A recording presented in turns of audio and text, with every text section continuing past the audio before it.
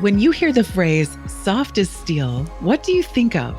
While the word steel might conjure up images such as massive high-rise buildings, where does the soft part come in? And what exactly does this mean in our work and in our lives? Welcome to the Soft as Steel podcast with your host, Dennis Duran, featuring engaging conversations with a wide range of industry leaders around soft skills, how we practice love, inclusion, social justice, and compassionate leadership that's everlasting in the workplace. And now, here's Dennis Duran. My guest today is Gretchen Gagel. I met Gretchen in 2002 when I was hired by her and spent 2 years as her colleague at FMI, management consultants to the construction industry. That's 21 years ago. I almost feel like I have to stop right there. It's almost too much for me to take. However, let me continue. Gretchen has done so many things, had so many experiences, changed so many lives with her wide-ranging endeavors. Among her many accomplishments is a book that she wrote entitled 8 Steps to Being a Great Working Mom. That tells you something very important about this globetrotting thought leader, educator, consultant, podcast host, and motivator. In a word or words, she's authentic and caring. Gretchen would say that she loves her children first and then loves all that she has engaged in for the past 37 years since graduating from Southern Methodist University with a BS in mechanical engineering. What has followed is a career that includes a variety of connections with the construction industry, being perhaps the most significant. Along the way in her journey, she added 2 master's degrees and a PhD in organizational learning, performance, and change. Gretchen is the president and CEO of Greatness Consulting. She's the chairman of the board of Brinkman Construction, a U.S. construction firm. She's a member of the much-esteemed National Academy of Construction. She's on the board of the International Women's Forum in Australia. She is also an affiliate professor at the University of Denver and the Australian National University. Gretchen, welcome to the Soft as Steel podcast. Thank you, Dennis. Gosh, 21 years. That's really hard to believe. It's been wonderful to continue to see your successes as well. Thank you. Thank you for saying that. So, I'm the soft skills guy. Mm-hmm. I'm interested in talking about the people part of our industry and business in general, as are you. And so we have that common interest, and obviously your PhD, you just piled it on there with that PhD. You had to do the PhD, didn't you, Gretch? I did. Kind of crazy to go back at 50 and do a PhD, but it was fun. Let's start there. Talk to me about how you use what you learned in that program as you go about all of the many things that you're involved with. Oh, gosh. When I started the PhD, I was president of Continuum Advisory Group, advising in the construction industry in the U.S. In fact, I defended 20 days before I moved to Australia in 2018. Nothing like having a deadline, right? Mm-hmm. And why I went back to do a PhD, I really wanted to understand how leaders create nimble organizations. And having a degree in engineering and an MBA in finance, I really hadn't ever studied the social sciences, the soft skills, so to say. So I went back 50 years in leadership, 50 years in org culture. In fact, I became good friends with Edgar Schein, who's written several books on leadership and org culture, and 50 years in change management, and really zeroed in on agility as a research component.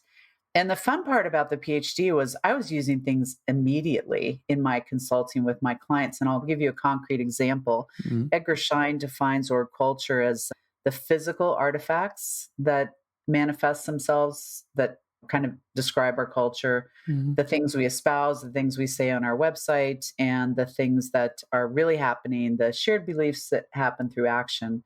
And I thought, I'm going to test this artifact thing. So we were working with a client, 25 of their leaders, and I had them go out in groups and take pictures of what they felt identified their culture. And we put those pictures on a slideshow, because if you say to a group of engineers, hey, what's your culture? They're just going to look at you like, what do you mean? That's right. And as they put each picture up, we captured the words they used to describe why they took that picture. One of the pictures was of a typewriter. This would have been in 2015. And it had a picture above it that said Office Equipment Museum. And I said, why is that typewriter still sitting there? Oh, we have one form we still use. And they had all their maps hanging up, even though they digitized them, they hadn't made them go away. So that's an example of, it's just so fun to to learn so much of the research behind leadership, org culture, and agility, and be able to apply that immediately with my clients. Mm-hmm.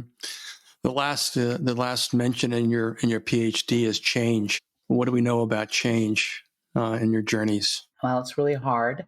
Only 30% of change initiatives are successful, most research says. And it's interesting because we have a lot of research on what the good things are to do to make change happen. And it's interesting.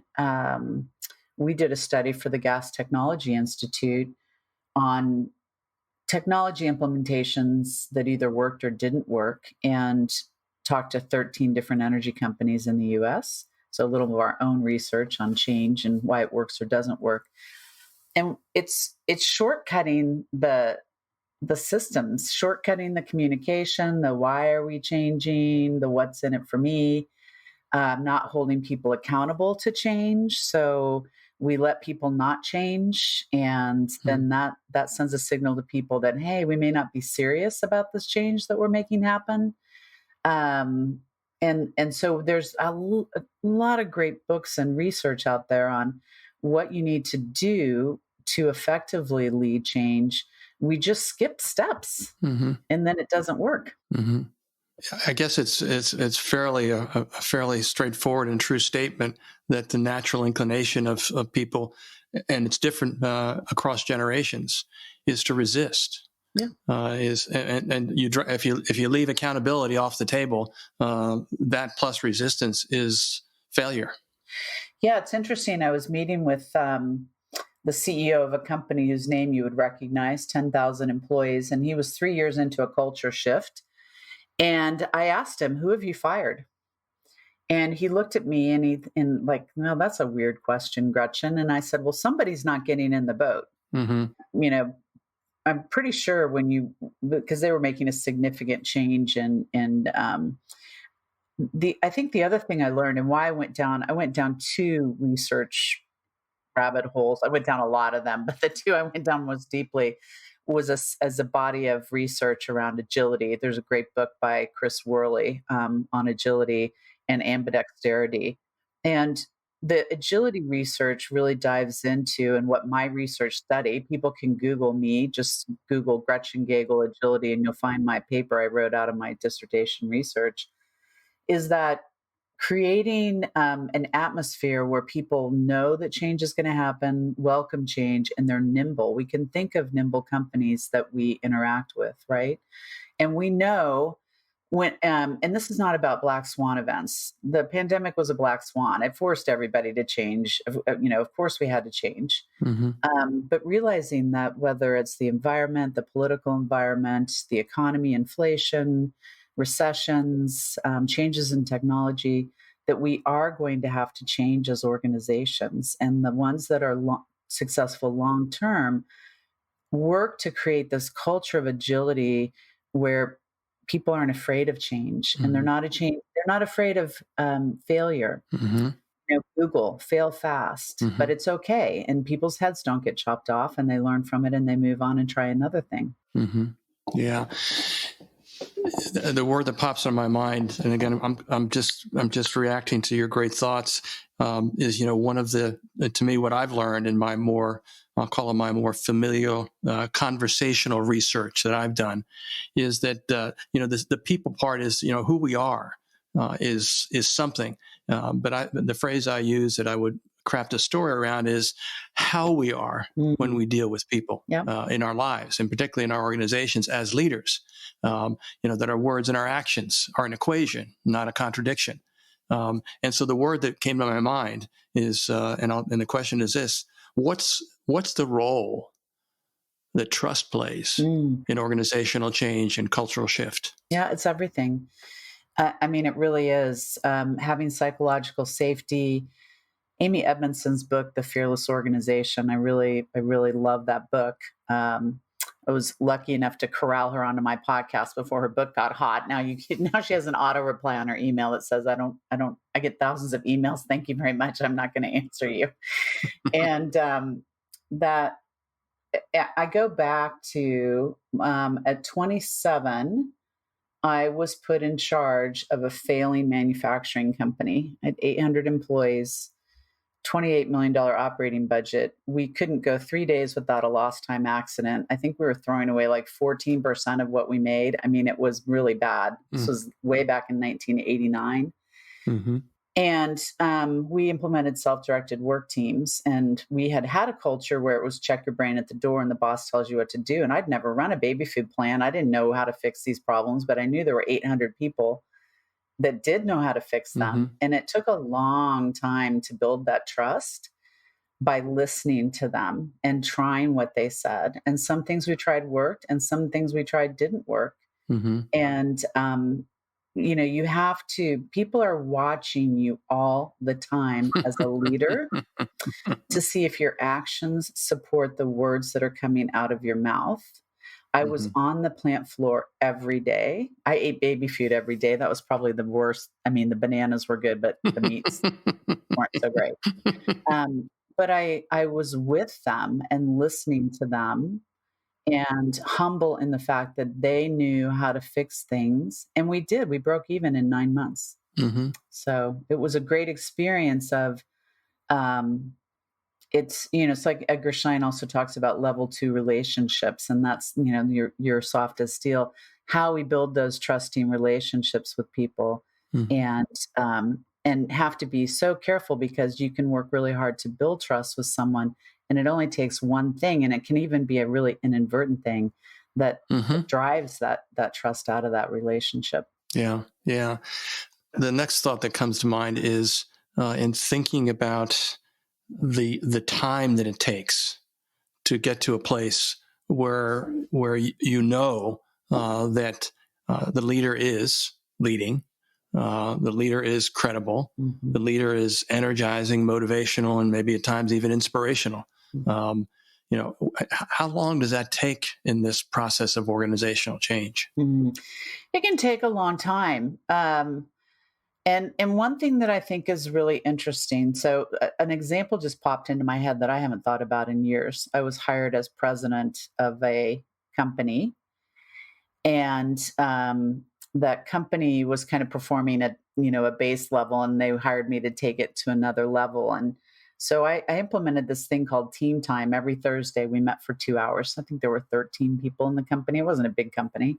And during this team time, we went back and reread every strategic plan that had ever been done for this company. It was really a seek first, understand, and to build trust and to engage people in, okay, this is where we are today, and here's the vision of where we're going. And we had one person that just wasn't on board. And I think sometimes when we say soft as steel in the soft skills, it's about being soft. You also have to deal with those people. Susan Stringer's grid of performance and culture, the high performers, high culture, you just bonus the heck out of them. Low performance, low culture, you make them go away. And this person was low culture, high performance. And I remember pulling this person aside one day and saying, it's not okay to not get in this boat. I'm working hard to build everyone's trust. And I need you to either get on board. It's been months, 3 months, and that person ended up leaving.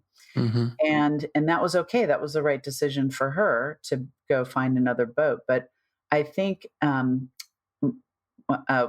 to your question of time, the more you let things like that drag on and don't send a clear signal of this is where we're going, and people jump in the boat and people get excited about it, and let those people kind of sit on the sidelines, it can change things. But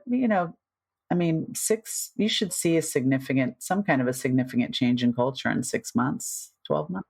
And that just presumes that the leader and their team are totally on board, energized, committed, focused, and have a plan. Yep.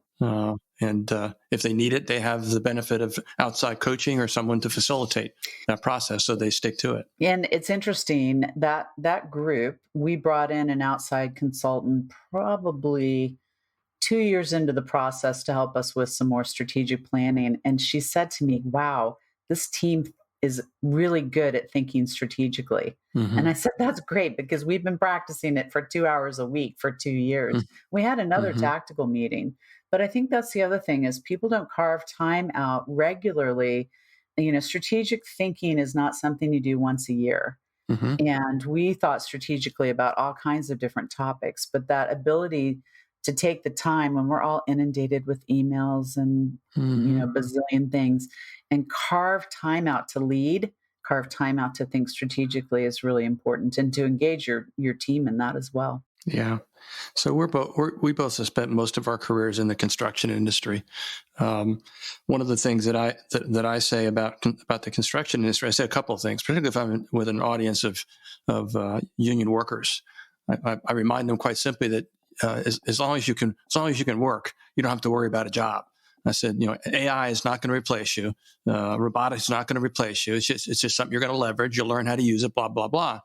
Um, and the other thing that I find interesting in terms of how they react to it is when I share with them when I'm delivering a project management class, I quote a couple of things from CII, and then I bring to their attention that our industry is an industry that by its very nature should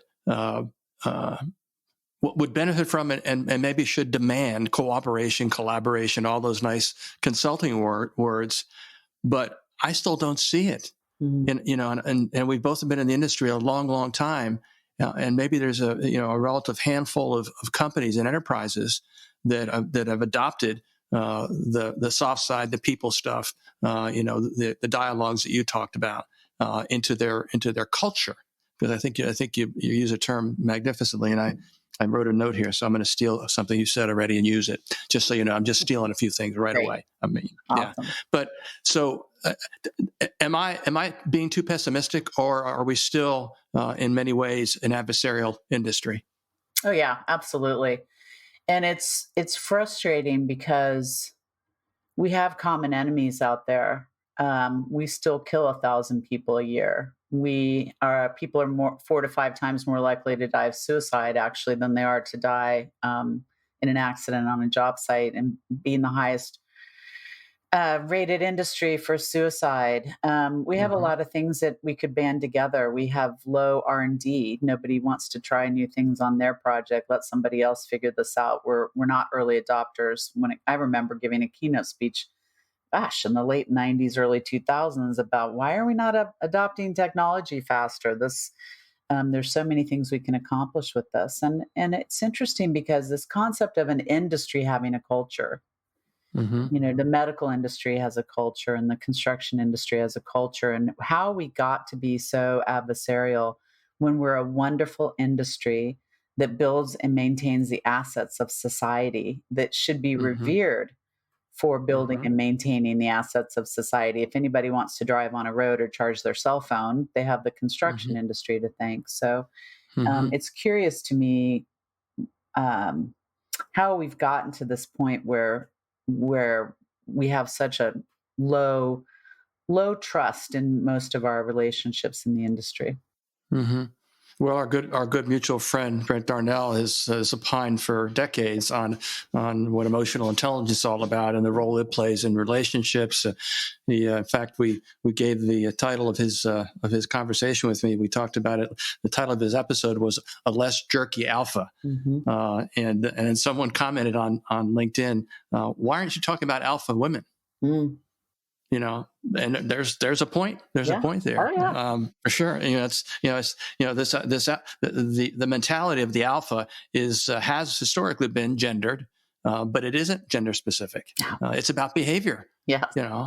And have you noticed I've learned a lot of things in the last 40 years, huh, You Gretch? have. Yeah. You are like me. You're a curious person and you continue to learn. I'm not going to go get another PhD. I think 4 degrees and I'm done. A lot of people don't remember I'm a first generation college graduate, as is my sister. We have 6 degrees between the two of us. And so Yeah. I took this really seriously. But I want to go back to your point Yeah. about trust. So Mm-hmm. uh, once again, a story. I was called by a chain of retail stores that you would recognize, and they had just remodeled 200 stores. bid every job, used 50 different contractors across the United States. And they said, we're not sure that was the most cost effective way to do that. And I'm like, I'm pretty sure it wasn't.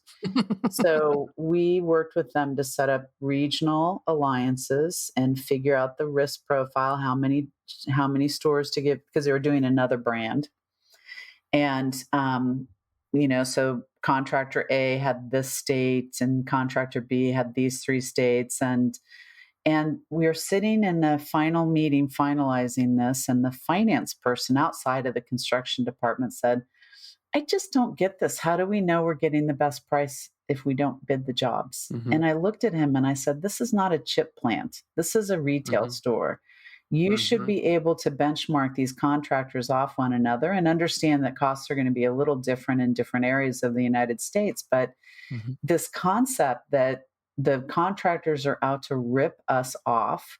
Mm-hmm. And if we don't, they call it tendering over here in Australia. Right. If we don't do that, we're not going to get the best price. And so that's a pervasive feeling that somebody is trying to get me. And I don't understand that. Yeah. And if anybody can understand it, it would be you with with all your degrees and your PhD on top of that. Mm-hmm. So if you can understand it, then it's not to be understood. Yeah. But I agree with you. And again, every place I go, this comes up, or it's a comment by one of the union foremen in my classes, talking about general contractor C or D or whatever. And then, of course, I remind them about a couple of things. I said, first of all, you can't make a generalization to this firm because every office has a collection of personalities that operate together. So one office may be phenomenal to deal with, and the other one is just, you don't want to touch them. Mm-hmm. So, and I talk about it in a very practical, down to earth, boots on the ground fashion, because that's my audience.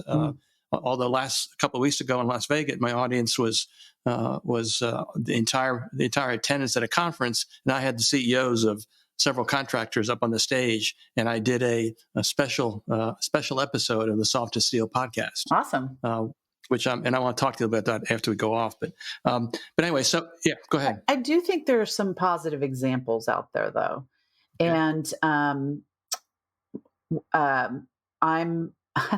This is actually kind of funny. Last year, I was on the judging panel for the big awards here in Australia. The Australian Constructors Association and Engineers Australia come together to do what's called the Australian Construction Achievement Award. I was one of 4 judges last year. I'm actually the chair of the judging panel this year. I think I'm the first woman and definitely the first American woman to chair the panel. Wow. But we got to visit these are big projects. The winner was a new tunnel under Sydney in the Sydney Harbor last year. But one of the things I was able to deeply learn about is this level crossing. So we have lots of trains and trams in Melbourne and lots of level crossings that they're trying to eliminate. And they didn't really understand how to do this quickly. So they set up alliances.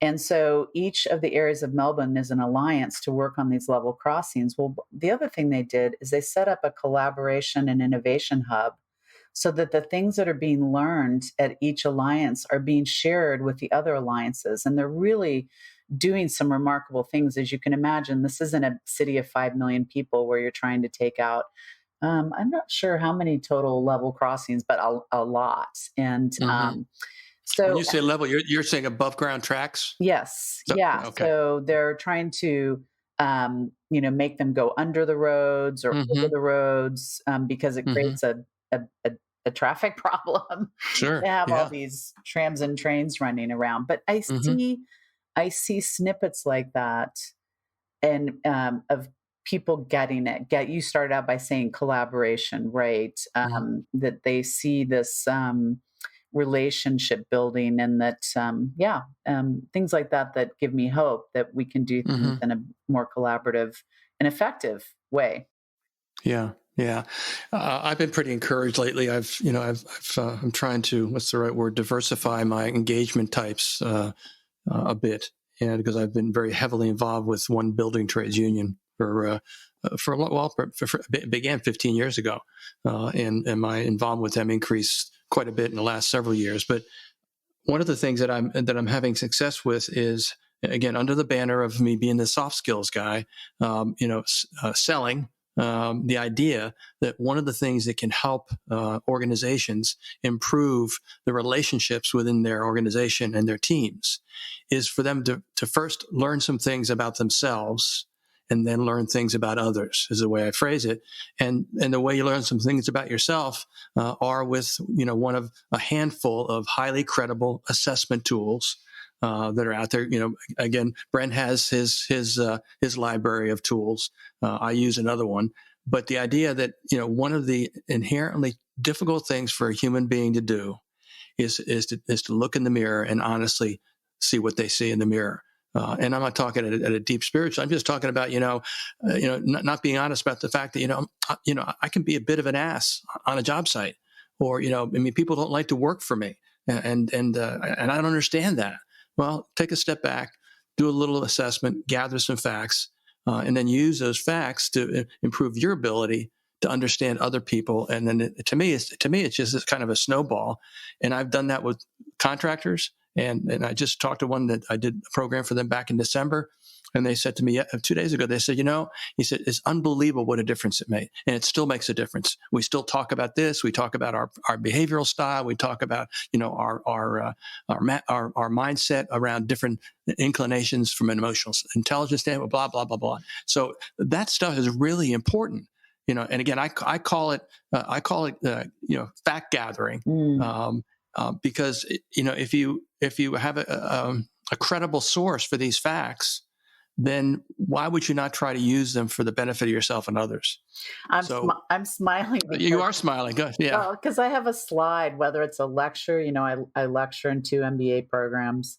I'm kicking off a new first-time leaders program in the pipeline industry. I've become very engaged in the pipeline industry here in Australia. Mm-hmm. I have this slide and it's somebody looking in a mirror. And I say this over and over again. You have to understand yourself, mm-hmm. brutally honest. Mm-hmm. And Dennis, I don't know if when we worked together, I had started this. This is a great question because I was trying to remember how long I've been doing this, but I am anonymously reviewed by everyone who works for me twice a year.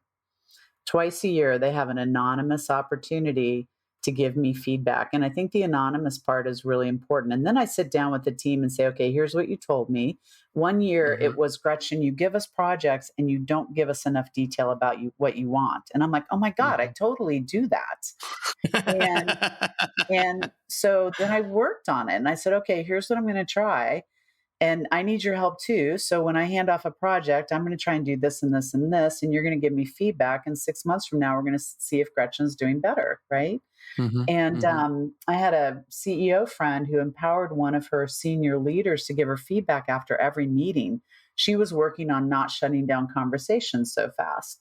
So she mm-hmm. would walk out of the meeting and turn to whoever, Jane, and say, hey, Jane, how'd I do there? And she'd say, well, this was good, but you could have maybe let that go a little longer. So mm-hmm. this concept of feedback loops and how you gather this factual information, not the emotional. I mean, people are going to, Gretchen, you did this that annoyed me the other day, but right. really meaningful because we all have blind spots. Mm-hmm. And so I 100% agree with you. Using assessments and tools, but gathering that feedback from people in whatever way that you can. Mm-hmm. And when you're president of the company, you don't have peers. And so mm-hmm. that's why that was so critical to get the feedback from the people that I worked with. Mm-hmm. I don't know. Did I do that back when we worked together? I can't remember. I don't recall that, but if I were to recall it, I would recall it this way. I gave you feedback. It was incredible because you were fantastic and all those other things that I would have said at that point in time. Thanks. Yeah. But, again, it is kind of interesting. And because relationships, look at this relationship.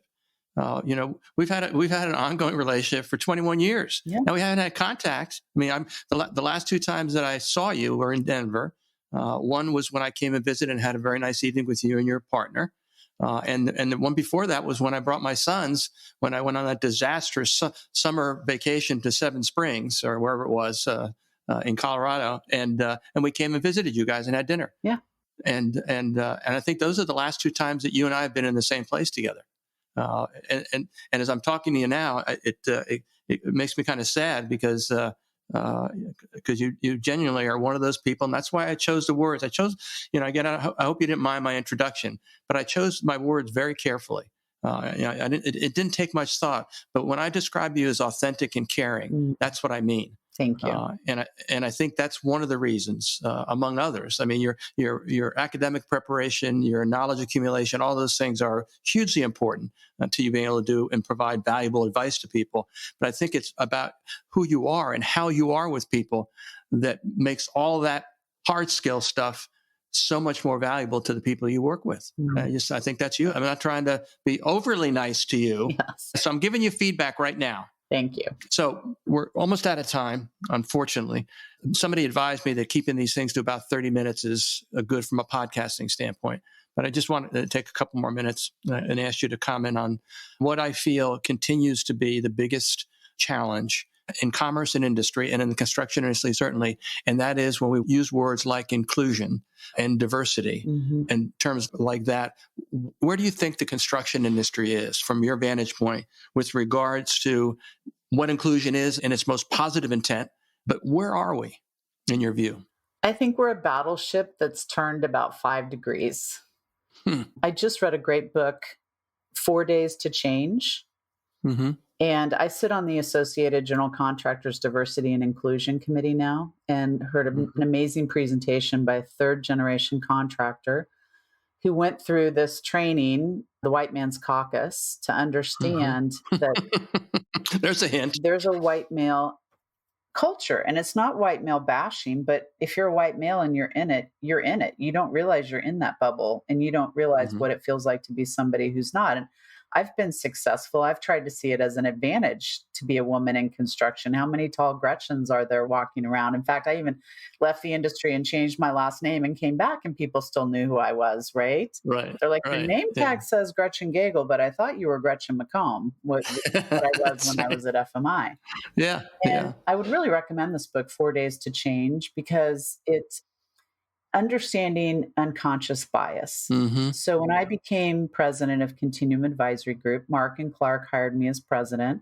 People would ask me, are you a woman-owned business? And I would say no. And they would say, well, why did Mark and Clark hire you as president? People actually said that to me.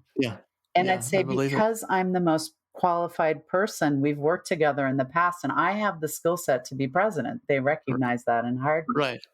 Right. But if you've never experienced that kind of unconscious bias on the other side, it's very hard to understand, and we all have it. So I think we're a battleship that's turned about 5%. We understand that we need to attract a more diverse population to be successful. And it's this contractor, by the way, credited an increase from 200 million to 500 million in 3 years to their diversity, equity, and inclusion efforts. Wow. So it's not just because it feels good, and it's there's a lot of research out there. There's the number one differentiator of making teams smart is having women on the team. Number one. I think we're making progress. And I agree that the research says that. Yeah. Well, we're at the end of our visit. And what I will say to you is that sometime within the next year, you will get a new invitation to come back and talk again. And I hope you'll accept that invitation sometime down the road. I want to close by saying to you with a great deal of affection that I care about you as a human being. I feel like you've been a friend all these years, even though we haven't been in contact. We're a great case study for folks to look at and see that relationships aren't always about sitting next to each other every day. We share values. We obviously share thoughts with regards to everything we've talked about. It felt like we were just kind of repeating each other's words in some regards. You use bigger words and better words, but nonetheless. But I wish you, continued success in everything you do. And it would be silly for me not to say, get somebody to pay me to come down to Australia and give a freaking keynote speech, and they don't have to pay a lot. I give them a special deal, just airfare and meal money. Because that's one of the places. In fact, I talked to somebody at an event 2 weeks ago in Las Vegas from Australia. I gave them this very same rude, in-your-face pitch. Yeah. But again, thank you so much. Yeah. Dennis, I really care about you too. And I really admire everything you are doing to make the construction industry a better place. Because if we all roll our sleeves up and do that, it will be a better place. So thank you so much for having me on, and really admire all the work you're doing. Thanks, Gretchen. Take care. Thanks for joining us today for this episode of the Soft as Steel podcast with your host, Dennis Duran. Dennis is the author of Soft as Steel and a leading speaker and trainer for organizations across many industries and verticals. To learn more about the work Dennis is doing to activate soft skills in the workplace, contact him at DennisDuranSpeaking.com. Be sure to check out his book, Soft as Steel, on Amazon or wherever books are sold. You can subscribe to this podcast on iTunes or wherever you'd like to get your podcasts. And please remember to share this episode with your friends, colleagues, and anyone you feel would benefit from the conversation. We'll see you next time on the Soft as Steel podcast with Dennis Duran.